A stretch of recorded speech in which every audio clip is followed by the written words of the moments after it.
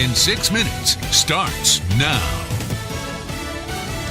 They went into effect after midnight. I'm Dave Anthony, Fox News. New sanctions on Iran. The Iranian nuclear weapons program, its ballistic missile program, its support for terrorism, its belligerent activity in the Middle East have to stop. National Security Advisor John Bolton. The sanctions had been lifted by President Obama, but the U.S. is no longer part of the international nuclear deal. Fox's John Decker live at the White House. Referring to the reimposed sanctions, the president tweeting these are the most biting sanctions ever imposed, and in November they ratchet up to yet another level. Anyone doing business with Iran will not be doing business with the United States. The latest round of sanctions target the Iranian auto industry, gold, and silver. In addition, Iran is now prohibited from using U.S. dollars, the primary currency, for international financial transactions. Secretary of State Mike Pompeo said the transactions will remain in place until Iran's regime makes what he called an enormous change. Dave? John Paul Manafort's ex-partner will testify against him again today in the former Trump campaign chairman's trial. One of the first things that Rick Gates told the jury was that he did break the law. Gates says they filed fraudulent tax returns. He's already pleaded guilty to lying to investigators in the special counsel's probe. The Manafort defense team has long planned to attack Gates' credibility by accusing him of going rogue and embezzling money from his boss, Paul Manafort. But Gates just beat them to it and admitted to stealing hundreds of thousands of dollars from his former boss by submitting false expense reports. Fox's Peter Ducey outside the court in Alexandria, Virginia. People will vote in 5 states today. Primaries in Kansas, Michigan, Missouri, and Washington. In Ohio, there's a special congressional election. 2 wildfires that merged in Lake and Mendocino counties in California. Now the biggest blaze in state history, 443 square miles. What can you say? It makes you sick to your stomach. This is Fox News. Fair and balanced. It's the Ford Summer Sales Event. And now, while selection is best, it's the best time to buy. With amazing offers across a full lineup of Ford vehicles, now is the time to make summer go right with Ford, America's best-selling brand. Stop by a local Ford store or shop online at buyfordnow.com, because there is no better time than right now to get behind the wheel of a new Ford during the Ford Summer Sales Event.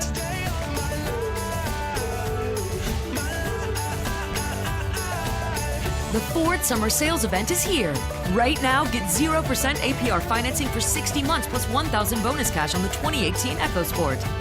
Best-selling claim based on 2017 calendar year sales. Not all buyers will qualify for Ford credit financing. 60 months at $1,667 per month for $1,000 finance regardless of down payment. For all offers, take new retail delivery from an authorized Ford dealer stock by 8/31/18. See dealer or go to buyfordnow.com for qualifications and details.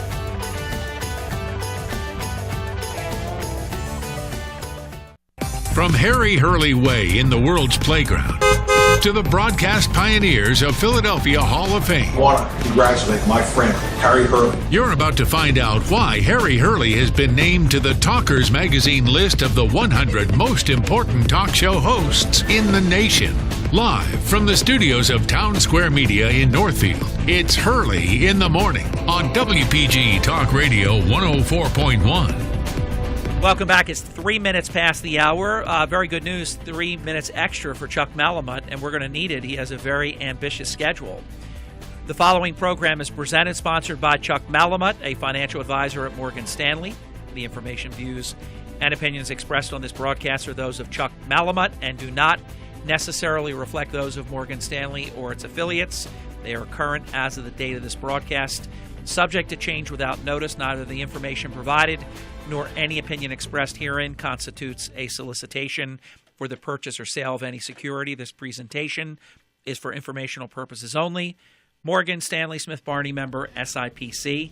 Chuck, you have a very ambitious agenda. Harry, Kirk, good morning. So before we get there, I wanted to share with you and your vast range of listeners. And they are vast. That's been documented recently. Very interesting. A couple things happened over the weekend I wanted to share. Had the opportunity to travel to Kentucky and landed in Cincinnati because of weather, and on my way to Lexington. It's about an hour and a half drive. It's about 8 o'clock at night on Friday.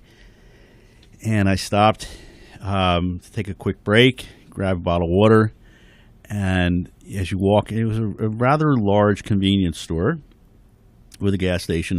And I walked in, and there's this crowd of about 8 people, 10 people, just standing around in front of a fairly large wall-mounted TV. And I'm thinking, well, there must be some sort of sporting event or something to catch your attention 8:30 at night on a Friday. And I'm saying, well, Big T. So I'm saying, what? So I walked by and I grabbed a bottle of water out of the cooler and refrigerator, and I stop, and lo and behold, it's Fox News interviewing Kellyanne Conway about the sequential events of the day with President Trump. I'm saying, so now I'm saying to myself, oh my goodness, this is incredible that they're not even the people are not watching the president; they're watching one of his representatives. So I remember the interview because I also saw that very interview. She was talking about the media was just in like convulsions, apoplectic over the president saying that the media is the enemy of the people, and she was responding to that. And it was like it just caught my attention. It was probably a retake because it was like I said, it was about 8:30, 9 o'clock in the evening. And I thought for sure like there was some kind of a sporting event that they were all watching, and then flew home yesterday or Sunday, connected in Charlotte, and you talk about an economy, because we don't really witness it a lot here because of our location. I mean, things are getting better. It's evidenced in what's happening, locally in the casinos and then outside of the casinos. But can I give you an anecdotal comment real quick? But hold that for a second. Okay, because it fits right into what you're saying. But go ahead. So you know how you go to a sporting event and you kind of queue up as they're checking, all your bags and making sure that everyone is safe, and you kind of get backed up and you kind of take a pace or two at a time, and then you stop. I thought when I landed in Charlotte and had to go from Terminal E to Terminal C, which doesn't sound like a lot, that I was attending a sporting event because there were that many people traveling on a Sunday evening, and it was just wall-to-wall people, and it was just the most incredible thing, because I think, leaving out of, Philadelphia, I mean, they're busy. I mean, it's a big airport. Charlotte's more of a hub for American, and I was with my daughter, and I was in total amazement. I'm saying, this is incredible. This is what we're not participating in on a day-to-day basis, but this is what's happening in our country right now. And I want to add to that, because maybe we are more than we think, and we're just too close to it to notice. And I'm going to give you, this is not anecdotal. This is a legitimate example. I called my friend Alan Angeloni yesterday, and I wanted to ask him how his summer was going, because we've been saying in the run-up to summer 2018 what an important summer this is for Atlantic City. 2 casinos both opening up on June 28th. This is enormously important this summer, and I wanted to hear from my friend Alan, obviously a very, very long-time client as well on the program, the long-time owner of Angeloni's 2 Restaurant and Lounge. I said, Alan, how's your summer going? He said, Harry, he goes, it's unbelievable. He said Monday night is like a busy Saturday night. He said the town is booming. We're booming again, kids. It's happening. And we haven't seen it for quite a while. Yeah, so a decade. I think while we are living the lost decade, I called it, Chuck. While we are living through it, as evidence, once you get out. I mean, I was just, I don't want to use shocked. I was just incredibly excited to be amongst that many people in a summer evening trying to get transported to get back to Philadelphia. Saying, and of course, what I'm immediately thinking about is, okay, what's the cost of fuel? What is it?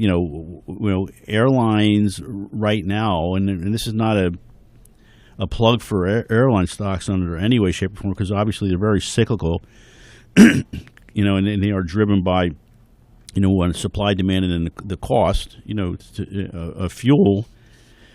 But wow, it was. You can't, it was just the most amazing evening that I spent in an airport. My daughter said, like, Dad, are you like insane or something? I said, no, I'm just trying to absorb all this to figure out, like, when I get back to work tomorrow, something that we need to kind of continuously think about. But I want to push back a little bit, because I think you're under the false impression that you saw like miracles happening elsewhere that we're not having happen here. I'm pushing back on that. It's booming right here. No, I'm not.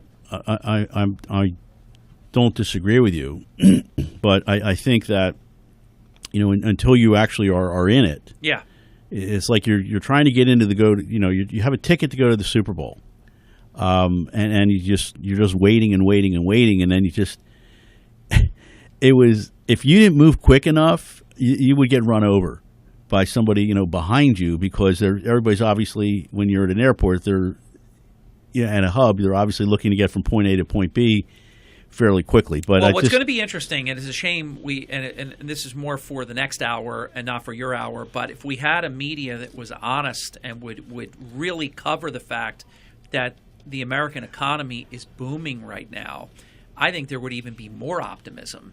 They're trying to keep good looking bad. We're booming. Unless we have total suspension of belief, Americans typically vote their wallet. It's a great economy. You saw it in multiple states. We're experiencing it here. And not that long ago, we had the highest home foreclosure rate, highest unemployment rate in America. Now we have more jobs than we have people. People can quit their job and get another job. People are getting raises again. There's a lot of reason for optimism right now. Yeah, I found it interesting in the last hour you and Kirk chatted about the governor and the fact that he made his millions, multi-millions, in the private sector. Yeah, working, free market capitalism. Working at Goldman Sachs. And you just kind of like flipped a switch. And governs like Soros. And then you say, all right, so you have now a pocket of cash. Right. And you can do whatever you want as a Villa result of that. in Italy and everything.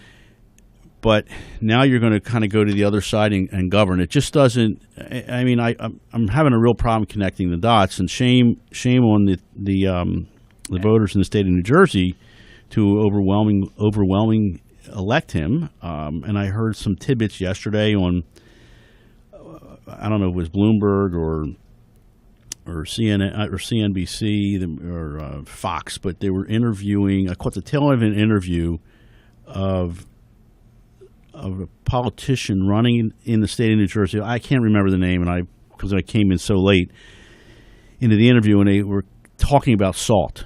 And this particular politician was absolutely convinced that he and his constituents that from the state of New Jersey are going to be able to overturn salt and be able to use, if not the charitable deduction angle with respect to property taxes and paying for school education, paying for education. IRS is going to love that.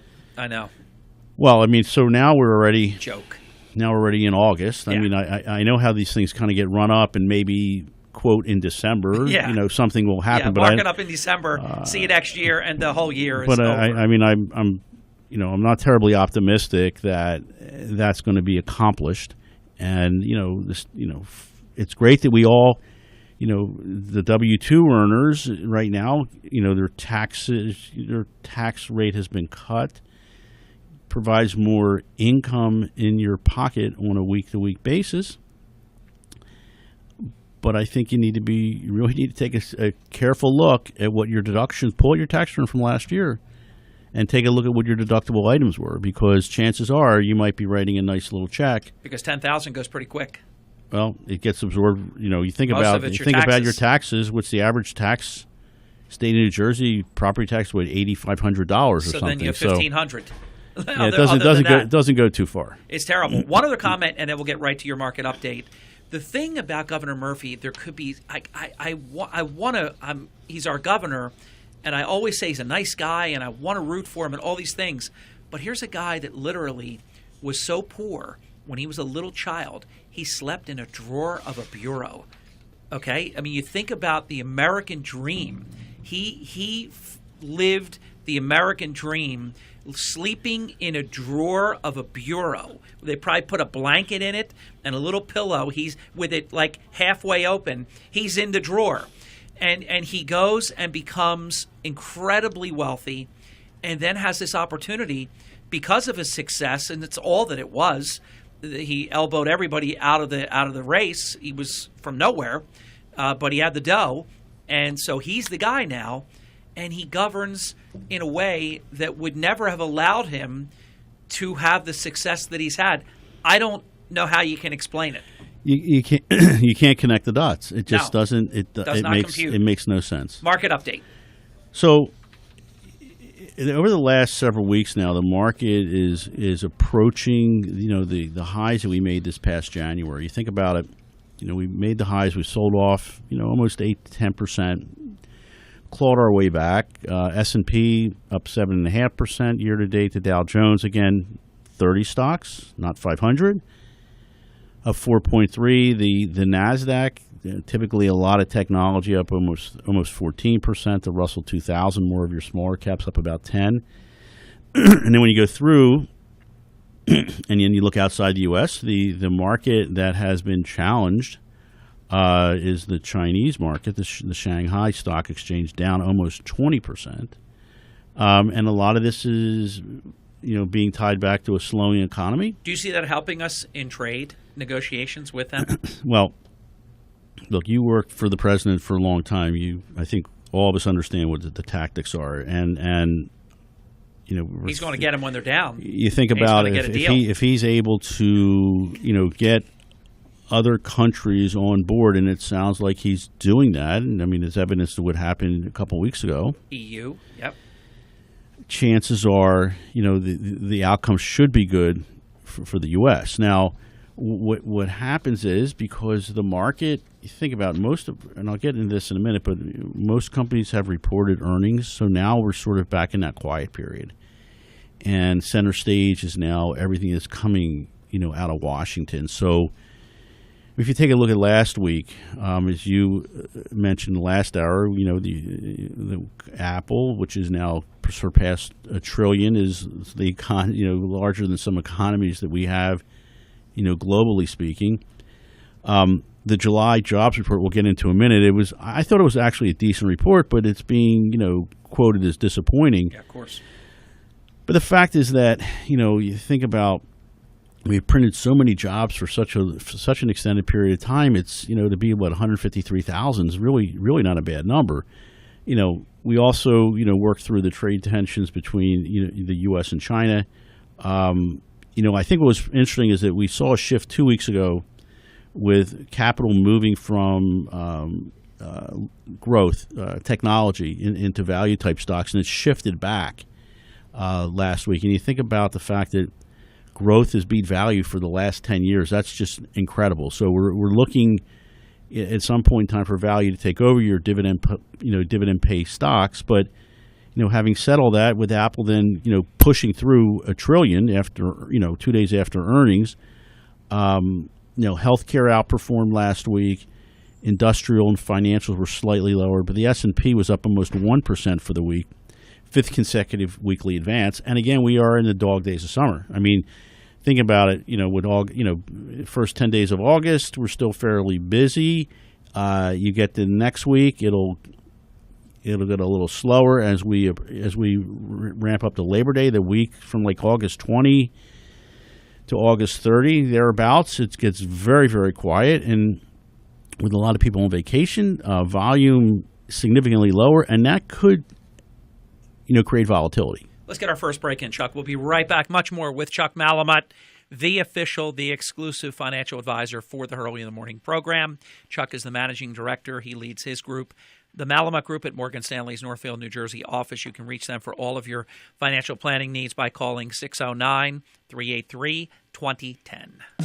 WPG Talk Radio 104.1 invites you to join us at Birch Grove Park in Northfield Tuesday evening, August 7th, as we celebrate National Night Out. Bring the family for tons of free activities. Meet WPG's Mayor of the Morning, Harry Hurley, and we'll have your chance to win some cool prizes. The fun starts at 6, Tuesday evening, August 7th at Birch Grove Park in Northfield with WPG Talk Radio 104.1. Health Update with Robin Stoloff, brought to you by Atlanticare, a member of Geisinger. If you're not eating as healthy as you would like, you might think you need to completely give up the cheesesteaks for celery stalks. Now that might work for a little while, but for most people, it's hard to maintain a strict diet that makes you feel deprived. And what happens? You go off one day and you never get back on again. Try this. Instead of taking away food, think about adding healthier food. Eating cleaner doesn't always require an intricate dietary plan. Just get started with baby steps. Try some high-fiber whole grain bread at breakfast. Take an apple to work or have a salad with dinner. Nutrient-rich high-fiber foods will help you feel fuller longer, and that reduces cravings. As you start to feel better, you just might not want that cheesesteak after all. I'm Robin Stoloff for Health Update. Health Update with Robin Stoloff, brought to you by Atlanticare, a member of Geisinger. Call 1-888-569-1000 or visit atlanticare.org. We're celebrating summer at Rossi Honda with loads of savings during the Honda Summer Spectacular event. Beat the heat with cool deals like these. Lease a 2018 Honda Accord LX 1.5 for just $159 a month, or lease a 2018 Honda HR-V LX for just $149 a month. Enjoy summer in a new CR-V LX for just $199 a month. Head to the Honda Summer Spectacular event today. It's where summer fun begins. Going on now at Rossi Honda. Check out more deals at rossihonda.com. See dealer for details.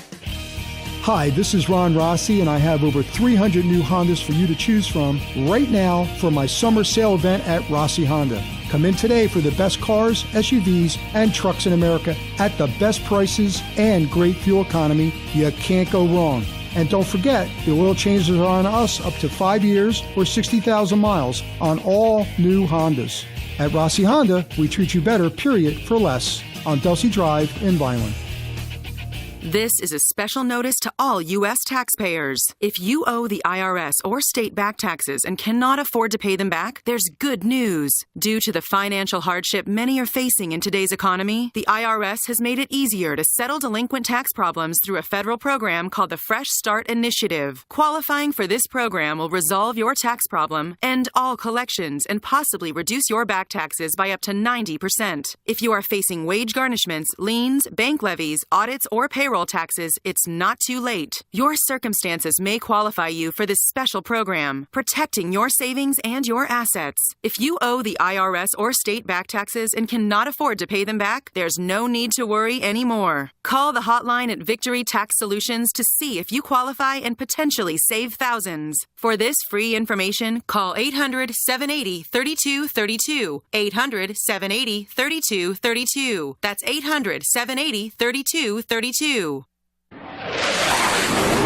WPG Talk Radio 104.1 is your radio home for the 2018 Atlantic City Air Show, Thunder Over the Boardwalk. Join us Wednesday, August 22nd for our live coverage, anchored by Harry Hurley. Brought to you by Co-banner presenting sponsors: Senator Jeff Van Drew for United States Congress, Dr. Harvey Kesselman in Stockton University, along with Marci Antonio in Resorts Casino Hotel Atlantic City, Atlantic City Electric, Ron Johnson in the Shore Medical Center, Vince Palestina and Associates, Morgan Stanley's Chuck Malamut, Jim Wood and Meet AC, Jim Malamut and Green Tree Mortgage, State Senator Chris Brown, the D'Amato Law Firm, Charles and Anne-Marie Keynes, the Auto Plaza at English Creek, and Kirk and Nancy Conivers, the Shore Agency. The 2018 Atlantic City Air Show, Thunder Over the Boardwalk, Wednesday, August 22nd, exclusively on WPG Talk Radio 104.1. Quick reminder, tonight is National Night Out, and Town Square Media, all of our radio stations, all 5, will be on hand for National Night Out. Birch Grove Park, right down the street from Broadcast Center, off of Burton Avenue. Free food, fun, activities for all ages. Northfield Police Department, the Northfield Municipal Alliance for the Prevention of Alcohol and Drug Abuse are co-sponsoring National Night Out, America's Night Out Against Crime, and we will be there. The event is 6 to 8 p.m.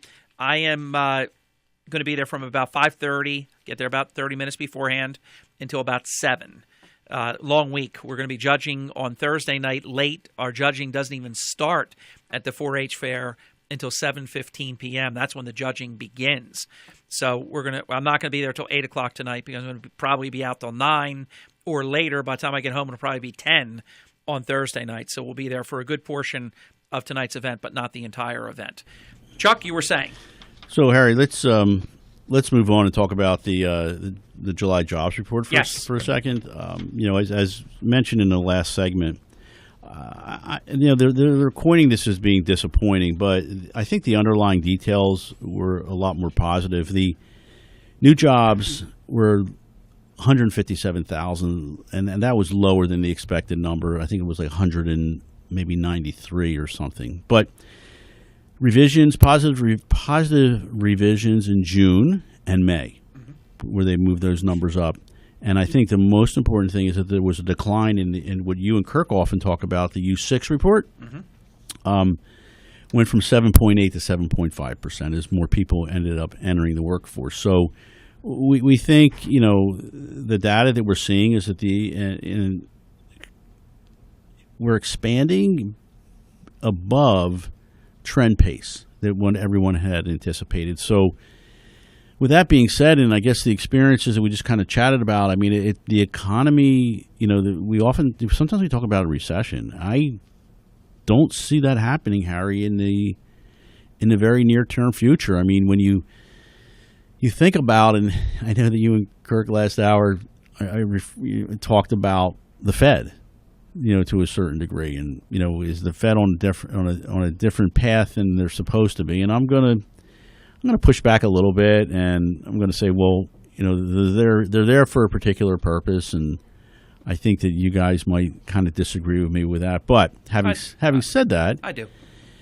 Having said all that, I mean, they met last week, and as basically 90% of the crowd was pretty much in agreement that the Fed was not going to take any action, and they did not. No, they're waiting for the November election. So they did. Of course they didn't. So we think October's coming, Harry. We think there will be probably 2 more rate hikes this year. The Fed in their meeting last week, they pointed to economic strength, potentially higher inflation, and then strong labor markets. So having said all that, unless things change, we think there'll be an increase at the September meeting, and we think there'll be an increase in the December meeting. And while I think it's political, it's not all bad, because what's ultimately going to happen, people will get their COLA increases that they weren't getting for the better part of a decade.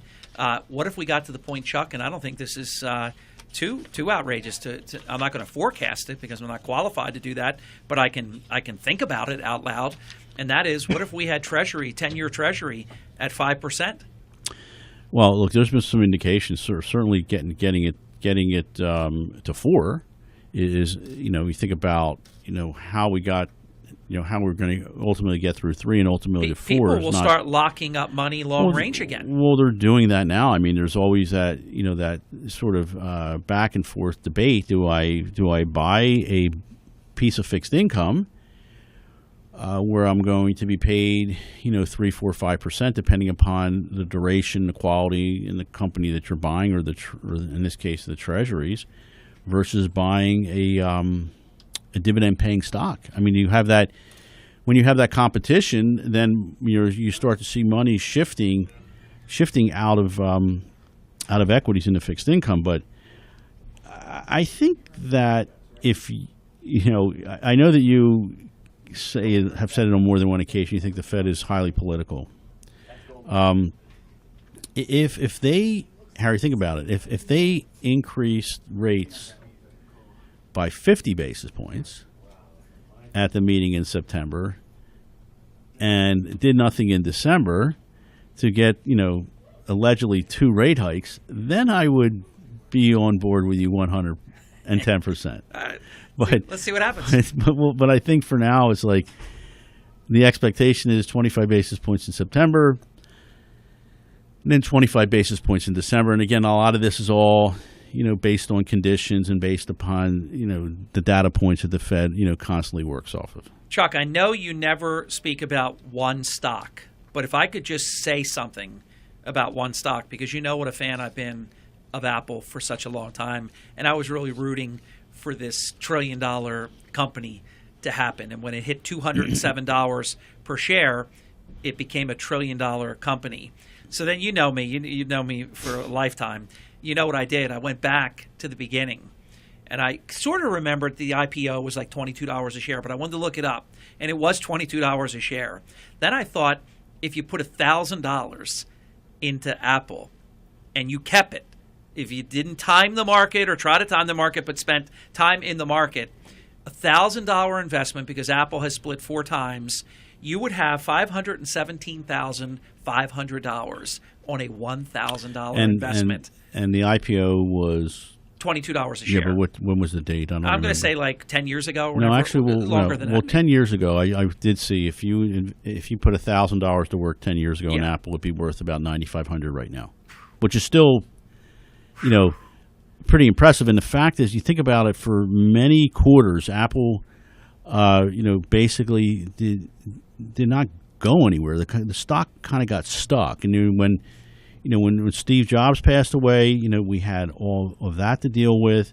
So the company has morphed itself into an incredible company. We've had chances in our lifetime, Chuck. You never know what they are is the tricky part. But Resorts International, imagine we could have retired from Resorts International, and then it wasn't exactly a million years later, Golden Nugget went crazy. Another opportunity, and then the dot-com era was another opportunity, again, if you didn't stay until it got bad. And then you look at things like this, Facebook and Apple and Google even. There are extraordinary opportunities in the free market, aren't there? There are, but then it's a matter of being selective and being correct. Exactly. Because if you Which remember... is tough. Remember when the internet boom, all these companies came to market and they raised cash very, very quickly, and 90% of those companies did not make it. And, the ones that were left standing, became not only survivors but thrived through the environment. So, I think there's always opportunities there, but, with risk comes reward, and that's something that we oftentimes, caution our clients, you don't want to get overweight in one particular equity or overweight in one particular sector, because while as exciting as it can be, when it's moving in the right direction, going the wrong way, it can be very, very devastating. Right. So with risk comes risk. And wreck your retirement plans. Yes. So that's something that we, oftentimes, caution, our clients to be wary of. It's just extraordinary, though, when you think about when you see it in the rearview mirror and you think, oh, my gosh, $207, and you could have got it at $20 or whatever. It's pretty amazing. Well, I think it goes, I'm not going to use that particular. We can use Apple as an example, but I think it's a really good strategy, the buy and the hold for extended periods of time. Now, not every company is going to work for you. Not every sector is going to work for you, and most people wouldn't have kept everything and enjoyed all 4 splits and been there with the amount and keep it the whole time. You would have done things along the way. Chances are, oftentimes, there's nothing wrong with taking, some profit off the table, so to speak, and diversify the security, because again, you don't want to be overweight in one particular company, and certainly not overweight in one particular sector or subsector. I think what happened, we talked about it when they were performing differently. I think it was because, what you said, Steve Jobs being gone, even though he had a number of things down on paper which would, for a certain number of years, be the next things, whether it was the iWatch or some of the other things that were going on, they hit sort of the wall where a lot of the Android things were getting ahead of them in technology. Yeah, and there's oftentimes there's discussions amongst the younger generations that the technology in the Android devices is more enhanced and more user friendly than what you're going to find, with Apple. So, but I will say though, and I think it's accurate, and it's not anecdotal. I think it would play out. Chris Coleman and I always track our analytics, and we know, for example, that of all of our listeners, and it's many, that have downloaded the WPG app, I'd say it was probably 2-to-1 Apple versus Android. About 60-40 Apple, Android. So that means Apple took 60% market share in the WPG business, if you will, on our app against all the other Androids put together. Mm-hmm. It's pretty good when you think about it. No, it is. I mean, it's certainly, look, it's an incredible franchise. They're firing on all cylinders. Now, our chief strategist, Mike Wilson, who Mike Torpy and I have a lot of respect for, basically came out on Monday yesterday and kind of threw a little bit of cold water on it. And he said, listen, now you have the first company in creation with a $1 trillion market cap. You need to be aware of the situation. Ooh. So you kind of read between the lines. He's not going to come out. He won't come out and say you need to sell this stock. But if you read his note, it clearly indicates, you need to be a little bit cautious moving into the future, and probably rightfully so. I can't explain why. Maybe it's because I like the product. I've been, and you know this because you even teased me about it on your show, I've been bullish on Apple for a long time. You have, and I mean, you were, when things weren't so great, you were a fan of the company. Look, my whole household is Apple driven. I think a lot of households are, and the fact of the matter is, again, sometimes you don't want to get caught up in hype. And, I remember looking at the screen, and you need to be at 207 to get to $1 trillion, and then it was like, the balloons went off, and we're at but it doesn't mean anything. I mean, other than if whether it's $1 trillion or several hundred billion to get to $1 trillion, I don't think that. But it's psychological, though, Chuck. It's kind of like Dow 10,000, Dow 20,000, Dow 25,000. You're right. If the psychology, who was it that said? I think it's somebody that we used to work for. If voodoo works, as long as you believe in it. That's what somebody said to me. I don't remember who that was. And I didn't believe in it, but if you believe in it, it works. All right, let's move on because you have the agenda in front of you. You did the Fed, or do you want to talk more about the Fed? So we did the Fed. So increased productivity levels? Yeah, so what is happening here? We're seeing productivity has grown from less than 1%, 0.7% in 2016 to 1.5% today, helping put downward pressure on inflation. And that's something we're very, very cautious, and concerned about, and at the same time boosting growth. So the productivity gains, I think, are really very, very significant, if the economy is going to continue, moving in the right direction. Yep, that's good stuff. Trade restrictions. Yeah, so look, every day we're hearing about trade, and they have not had a significant negative impact to date on our economic growth. It has had, as we mentioned before, in the Chinese market, it's the stock market has hurt a little bit, and we think there's a couple things that happen here, Harry. There's been obviously a lot of discussion about trade, but the fiscal stimulus that we've had to date because of the tax cuts that went into place in January and additional spending. So we do think that what is happening, that the tariffs are hurting Chinese growth. Our guess at this point in time is that Chinese growth is going to probably trend around 5%, maybe 6%, but below the official targets that the officials have put out, in China. So I think they were looking more at 7%. Can you imagine coming at 5%? And remember, the markets are sort of a precursor, down 20%. That kind of indicates that maybe things aren't so great, in China at this point in time. Which could bode very well for what the president is trying to do with trade, as we talked about before. This is right in your wheelhouse to tell our listeners about the changes to capital gains and what that will mean. You talk oftentimes about the media and, fake news and what's right and what's wrong and what's indifferent, but this has absolutely received no coverage that I think I've seen one clip on this. What's happening right now, the president and his administration they're trying to change what capital gains means. And what do I mean by that? So let's assume you bought the Apple that you just discussed at $22 a share, and it's now at $200, and you wanted to sell it. So you have, we'll round up, round down. So let's say you have $180 capital gain. Long term, you've owned it obviously more than a year. Mm-hmm. So you're going to pay, upwards of 20 to 23% long-term capital gain tax. Mm-hmm. I think what they're trying to get done, and if this would be incredible, you bought the stock at 20, but the price that you paid was never indexed for inflation. Ooh. So what is happening now? They're pushing to index capital gains taxes to inflation. Well, I think that's fair. Yeah, so if that's going to come to pass, it would increase after-tax returns for equities with everything else being equal. So think about it.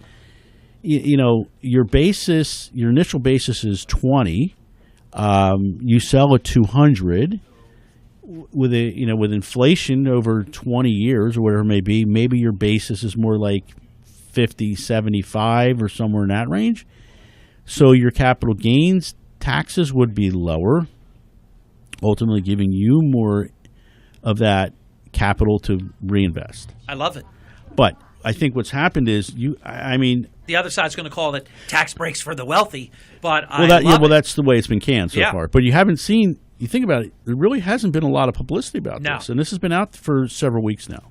Chuck, that's awesome. I want to say somewhere that sounded familiar, but I hadn't really heard that, and I hadn't heard anybody explain it until you. That is very, very big. 7-year anniversary of the United States of America debt downgrade. Yeah, Harry, I remember coming in that day, and you looked like you lost your best friend. But I was here, so I don't understand why you were so sad in the face at that point in time. Once you got here, I wasn't. Until your arrival, But this past Sunday marked the 7-year anniversary since our debt was downgraded by S&P from that AAA rating.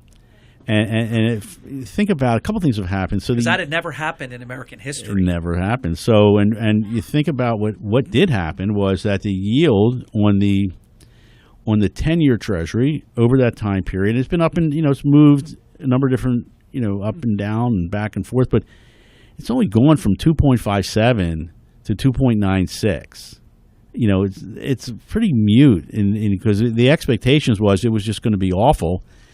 And in the meantime, the equity markets, the S&P 500 over that same 7-year time period was up 172%, equaling a total annual return of 15.5%. So the equity markets certainly, were able to overcome the downgrade in credit. But remember, what oftentimes happens when you get those sort of events that happen, it's kind of like shoot first, ask questions later. Mm-hmm. So the S&P 500, the first trading day following that Friday, August 5th, 2011 announcement, so that Monday when you came in on the 8th, was down 6.6%. So, the reaction is just, run to the hills and you pick up your pieces, you pick up your money, and you figure out what to do later. So, again, it reiterates the importance of trying to stay focused and not let a lot of news events sort of get in the way. Now, it's hard when you're sort of in the middle of that battle, Harry, but lo and behold, I think it proved out, 257 to a 2.96 on the 10-year versus 172% on equities. It's not hard to figure out what the winner was there. So yes. Wow. Market capitalization of the S&P 500? We oftentimes talk about the Dow Jones. And as I mentioned before, the Dow this year to date has not performed as well as the S&P. And there's obviously a reason for that because it's 30 stocks versus 500. But I think oftentimes what happens is, why does it get the big headlines? That's a really good question because we've talked about this for 25 plus years, and you would think by now, with all the changes in technology. And the fact that, there's multiple markets, whether it's the NASDAQ, whether it's the MSCI EFA, whether it's, the Dow, the S&P, the Russell. You can make the case the S&P 500, the little brother, is actually should be the big dog. Well, it should be the big dog because it's 500 stocks, not 30. Mm-hmm.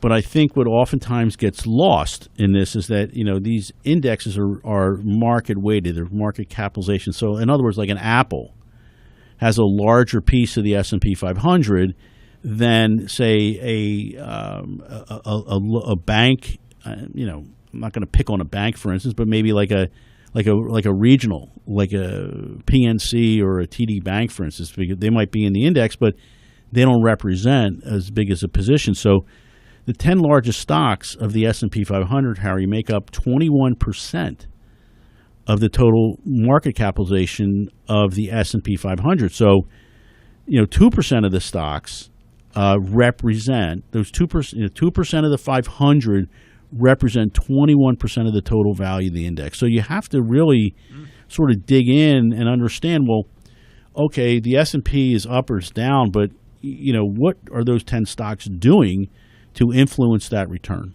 Is there also, it could be just my imagination, but are they moving more often, like in and out?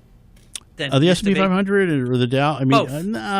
Not really, no. I mean, it's, so when it happens, it just happens. Yeah, I mean, it's, you might get a change every quarter, every 6 months. It's not as if it's happening on a daily basis, but it does happen, because of market capitalization of stocks get, taken out, they go private, whatever it may be. That's, there's changes, obviously, big discussion of late when the Dow Jones with the unfortunate circumstances around GE, a bellwether for many, many years, got basically, I remember they got, quote, kicked out of the Dow Jones. And they had been in there forever. So, and you're going to have those kinds of circumstances that happen.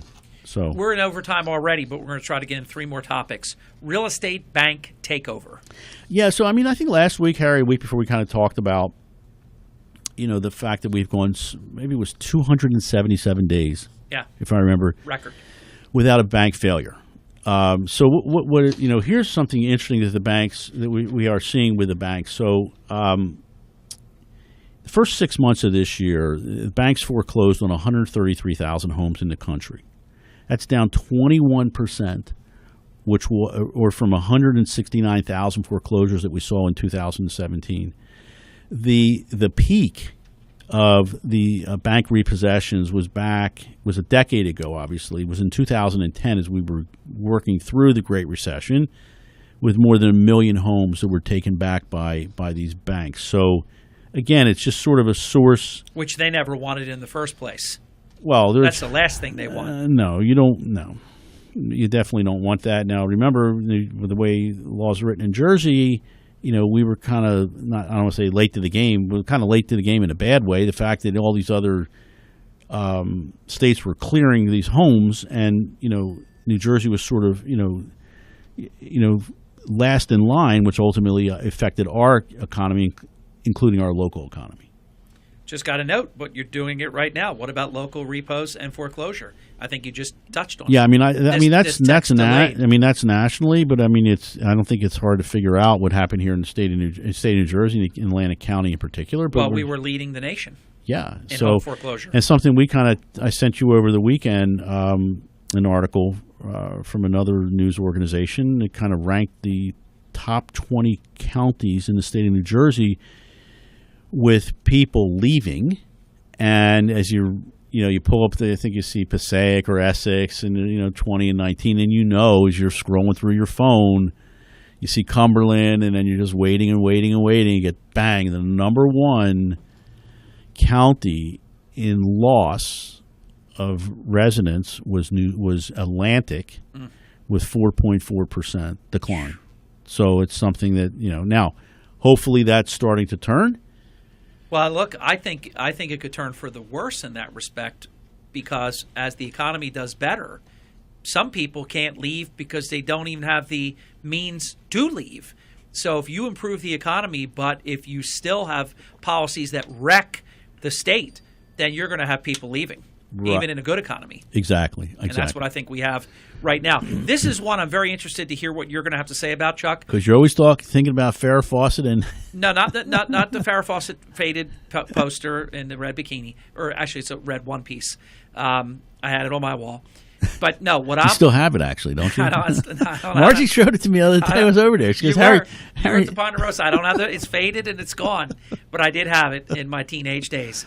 So the renters to buyers, because we've talked a lot about on this program, even outside of the Malamut program, about millennials don't want to buy. They want to rent, and other people couldn't buy. The economy was bad.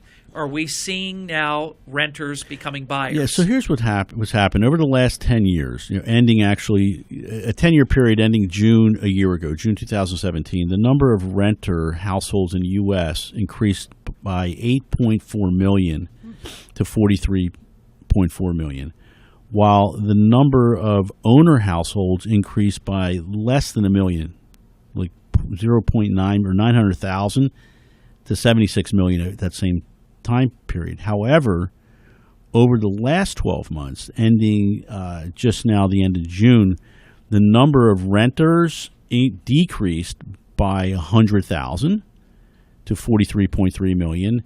The number of owner households increased by 1.8 million to 77.9 million. So what we're seeing now is that shift out of the rent more to the buy. Very interesting. I like that. Anybody that can buy, I just find that there's a pride of ownership. It's a great accomplishment. You have deductions. Obviously, that's changing a little bit in New Jersey, but I still like it. I still like it much better.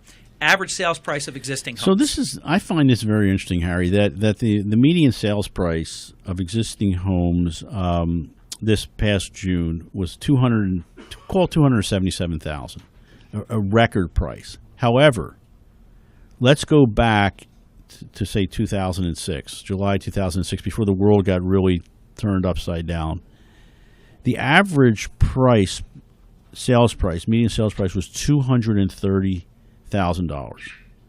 So if you add inflation to that, it's actually equal to $285,000, which is higher than where we were in June of this past year, $276,900. So I think what everyone really needs to understand here is that while we're at a record price, inflation obviously plays a role in all of this at the same time.